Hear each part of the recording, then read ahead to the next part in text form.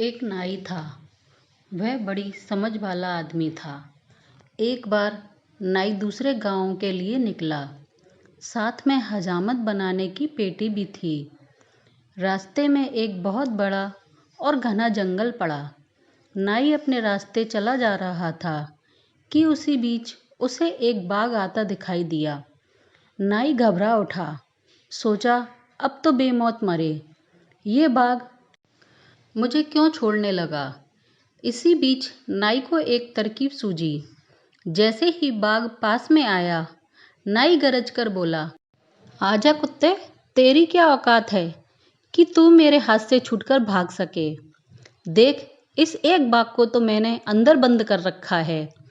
अब तेरी बारी है। नाई ने बाघ को कुत्ता कहा, इसीलिए बाघ तो आग बबूला हो उठा। वह छलांग मारकर नाई पर झपटा। तभी नाई ने आईना निकालकर बाघ को दिखा दिया। बाघ ने उसमें अपना मुंह देखा। उसने सोचा, सचमुच इस नाई की बात तो सही मालूम होती है। एक बाघ तो पकड़कर दिख रहा है, अब यह मुझे भी पकड़ लेगा। फिर तो बाघ इतना डरा कि वहां से अपनी जान बचाकर भागा।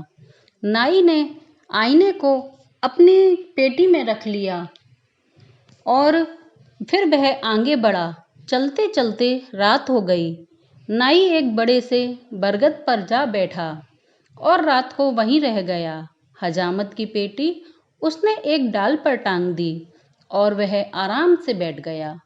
कुछ ही देर के बाद बरगद के नीचे बाघ इकट्ठे होने लगे।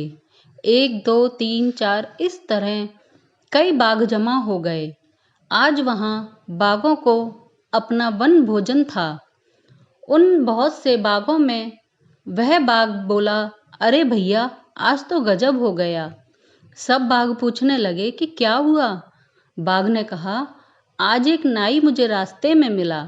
जब मैं उस पर झपटा और उसे खाने को दौड़ा तो वह बोला, अरे कुत्ते, एक तो मैंने बंद कर दिया है, अब तेरी बारी है, तू भी आ जा। जैसे ही मैं उसे खाने को दौड़ा, उसने अपनी पेटी में से एक बाघ निकाला और मुझे दिखाया। मैं तो इतना डर गया कि पूंछ उठाकर भाग खड़ा हुआ।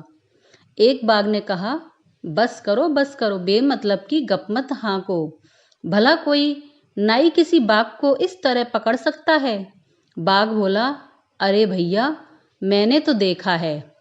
तब दूसरा बाघ बोलने लगा, तुम तो बहुत डरपोक हो, इसीलिए डरकर भाग खड़े हुए। तुम्हारी जगह मैं होता तो उस नाई को वहीं खत्म कर देता। बाघों की बातें सुनकर नाई तो पेड़ पर बैठा ही था। वह इस तरह थर पर थर कांपने लगा कि बरगद की डालियां हिल उठीं। एक डाल पर एक बंदर सो रहा था। डाल के हिलने पर वह नीचे आ गिरा। तभी नाई ने होशियारी से काम लेकर कहा, भैया, पकड़ लो उस बाघ को, खबरदार छोड़ना मत, यह बाघ बहुत सयाना बन रहा है। सुनकर बाघ ने कहा, देखो, मैं कहता था ना कि कोई बाघों को पकड़ने के लिए निकला है।